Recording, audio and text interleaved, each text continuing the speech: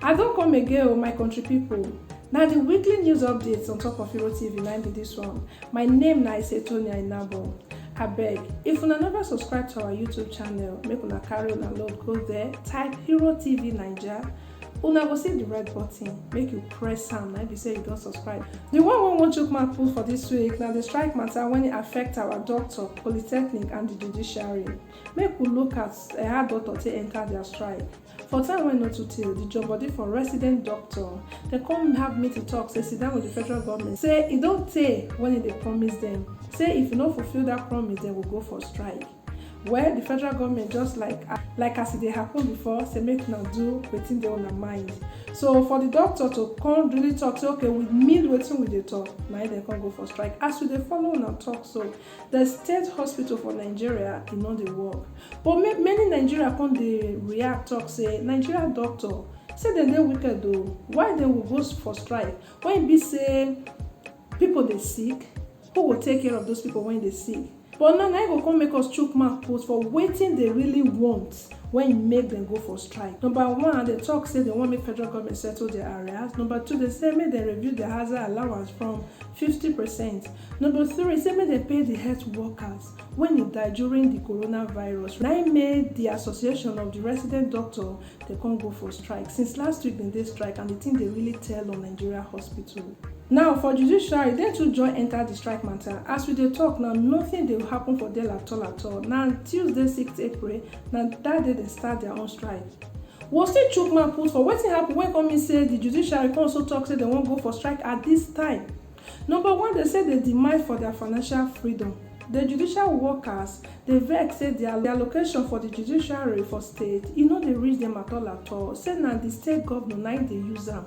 For example, now for federal level, the judicial officer they get their allocation directly from the head of the court, but their own the state government now then they receive the money, and now waiting there for their mind to give them. Now they give them. Now they say just like pikin when be say if mama don't chop finish, can't use hand of pepper, can't use and rub him, mama they talk say in chop. So now the reason why make them talk say they want their financial autonomy, so that their money not go to pass through the governor or the executive arm of the government. They want they take their money by themselves. They want they control things by themselves. As we they talk now, we don't even know when they won't call off the strike. We just sit down and they look as then they play the game. But the thing we say, the thing don't affect plenty people, especially those people when we say they get case for courts. All proceed for court they ground.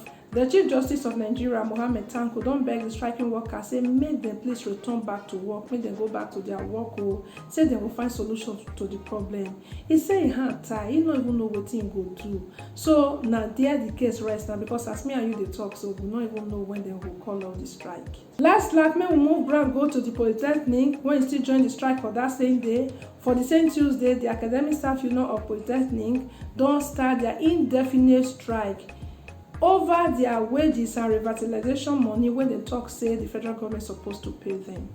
For this their strike, we also took mouth put for waiting made them go for this strike. They complain about no implementation of the need assessment report for 2014. Mind the 2014 law, no release of their revitalization money, no release of the 10 months arrears of minimum wage when they promised to give them since 2019. As me and you they talk, so they never still pay. No payment of salaries for some state-owned institutions.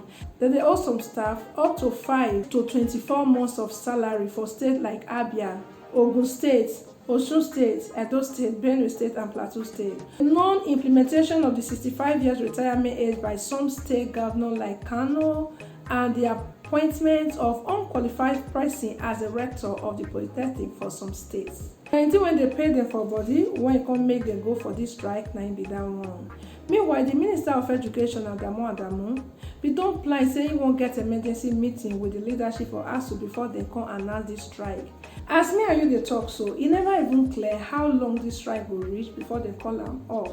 But remember, say some students and then they house and then they suffer around.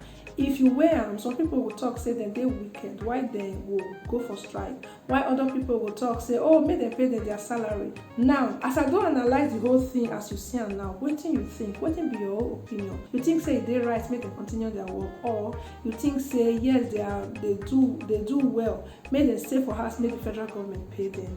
Now here we wrap up the weekly news updates for this week. My name is Tonya Inabo. Abeg, make una dey follow us for all our social media platforms. For there we get genuine, authentic story for you. Make una bye bye for now.